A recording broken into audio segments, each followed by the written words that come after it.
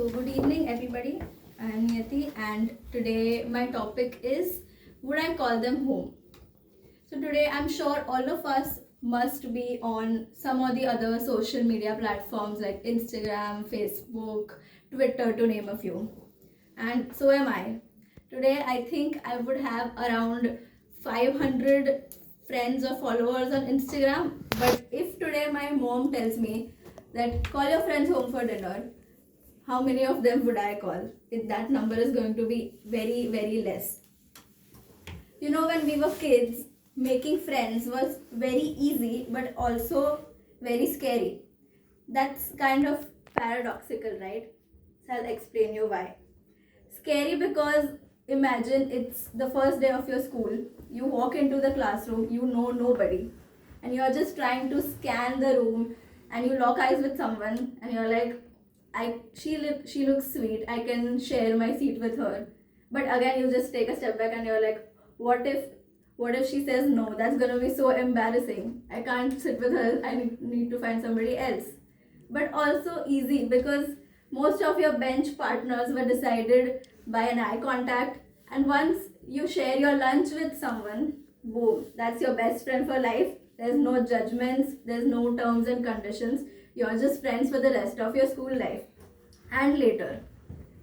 So there is a difference between that kind of friendships and the friendships that we have today. In school, I was also that shy kid. I was afraid of making friends, and I used to always overthink about these kind of stuff. I was always conscious of my appearance, and I didn't want to I always used to think, what if these guys are pretending to be my friends in front of my face, but what if they don't like me behind my back? So I was just that was my personality in school. I was just very underconfident and very reserved, and I didn't have so many friends. But then comes the plot twist. COVID hit and my college started. And although it is very sad to start your college days online because it's supposed to be the best days of your life, right? And my campus was not a campus, it was just a screen, and everything and everybody was online. And according to many people, it would be very sad, but although for me, I kind of enjoyed it. It was my guilty pleasure because now I was no longer that shy kid. I was like a social butterfly with Wi-Fi. I could just text anybody and anyone, and it did not involve walking up to people, no awkward eye contacts, no voice shaking. You just have to do hey and send, what's up and send. That was very easy, and I was enjoying it to the fullest because behind that screen I was funny, I was confident, I was interesting, everybody was my friend, and it was all group chats, group meme sharing, reel sharing, late night talks, and I knew everything about everyone. So I was enjoying it to the fullest, and I discovered those parts of my personality which I also didn't know that existed, that I could be this person, and I loved it very, very much. But again, there was another plot twist, and COVID ended, lockdown ended, and finally it was time to meet all of those friends, that supposed college besties, offline. And the day finally came, my college started, and on the day one, to my surprise, or rather shock, the guy who was super talkative online was just silent and shy, like how I was in school offline. And the bestie that I made in college, who was so very sweet to everybody, her attitude arrived in the room 5 minutes before she did.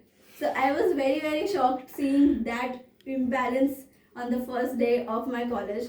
And that's when I realized that good friendships and good vibes online do not guarantee good friendships offline. But it was not all that bad also, because I made some really, really good friends who were very genuine even when after I met them, who stayed after all of that. And it was very surprising to have kept those friends in my life today. And I can proudly say that today I can call them home for dinner and they would show up.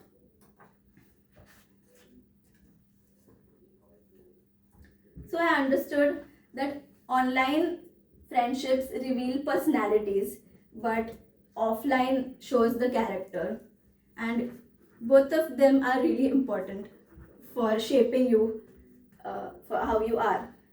So, to conclude, I would not say that online friendships are all fake and they are superficial, and offline friendships are real and very meaningful and deep, because online gave me that confidence to discover these parts of my personality, and it gave the confidence to that shy kid in school to go up and send hi to other people.